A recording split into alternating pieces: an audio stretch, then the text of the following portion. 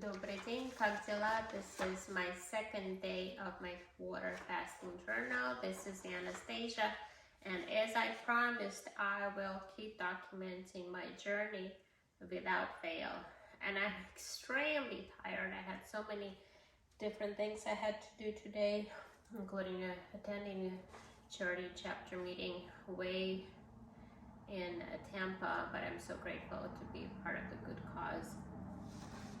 And second day, so water fasting. So let's talk about the results in one day, how I feel, what to drink, what to eat. That's a trick question.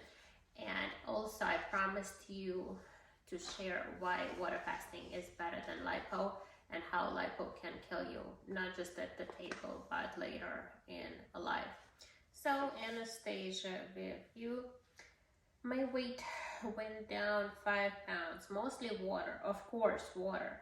I went down from 192, which was ridiculous, never been 192 in my entire life, but it happened yesterday and I'm like, okay, I'm just gonna stop eating. I'm gonna do water fasting. Today, I woke up, it was 187, which is 5 pounds lighter, thank God, so I guess I lost a lot of water. And my waist circumference went down by half an inch to 36.5, so I'm grateful for that. How do I feel? I feel fine. I'm just tired from doing so much and dealing with so much stress in my life. What am I drinking? Blue water diluted with water. This is basically 0 calorie, Powerade sports drink. You don't have to drink that, you can just drink water. Hopefully it will still have some microelements. This one has some sodium, potassium, calcium, magnesium, but I actually add water, I dilute it. You don't need such concentrated drink. So probably one bottle, I will at least add the same amount of water and just split it and put it in a cup. На здоровье. Another great drink is, again, sugar-free, calorie-free, natural mineral water. There is probably better mineral waters, better than Perrier. I recommend looking at mineralization content. Any good mineral water would have mineral content that will show you micrograms of minerals per liter. This one just says low mineral content, so this is not a good source of your minerals, but it's a good water and it helps you kind of dissipate that hunger feeling because of the carbonation you kind of feeling inside. I also advised yesterday that some good teas, of course, no sugar, please no artificial sweeteners because they can trick your body into thinking you're consuming food and possibly can take you out of your fasting mode. But yesterday I recommended great natural teas such as lemon, ginger, organic green tea, or you could have mint tea if you don't want to have regular tea, you could have mint tea or chamomile tea, and just let it brew in a pot.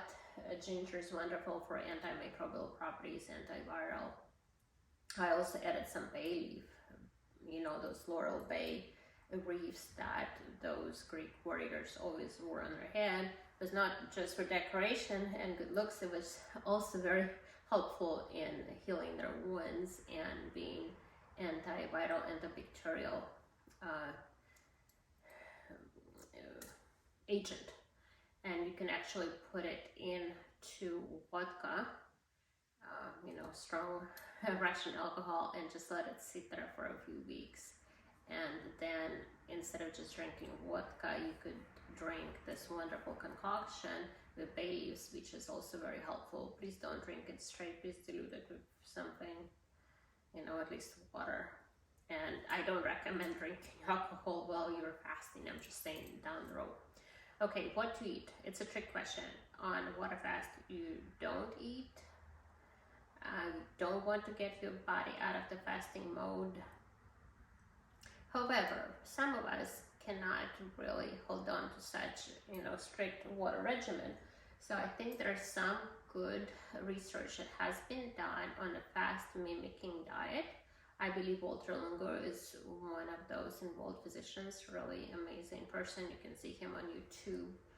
And fast mimicking diet is basically very fixed amount of food, like clear soups, like broth, some snacks, but it's probably under 200 or 300 calories a day, so that you can still have a little bit of food, but because it's so little, the body still stays in this fasting mode and you still get those benefits of regeneration. I've spoken about 22 benefits of fasting, from regenerating your organs, regenerating your brain cells, to getting younger, extending your telomeres, so living longer. Lots of benefits. Please watch episode 1 to see the 22 fasting benefits. I also promised to explain why no liposuction is as good as fasting, and why it's extremely dangerous. So it's very, very costly, not just in money and pain and suffering and recovery time, but it's also very costly because you can die on a table, and you can die from anesthesiology. You can also die from the effects of liposuction. And those effects, nobody will tell you. I don't know why, but I've never heard a plastic surgeon explain the dangers of liposuction that I am going to share with you. So please correct me if I'm wrong. But I never heard that, and I came to this in my own mind.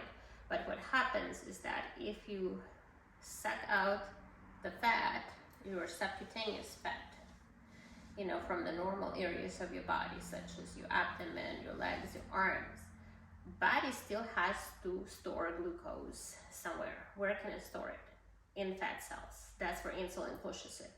If you don't have fat cells in the usual areas, and the ones that you have, they're already full, what is the body going to do if you are still eating? Well, it has to put them somewhere. So it puts that fat into organs.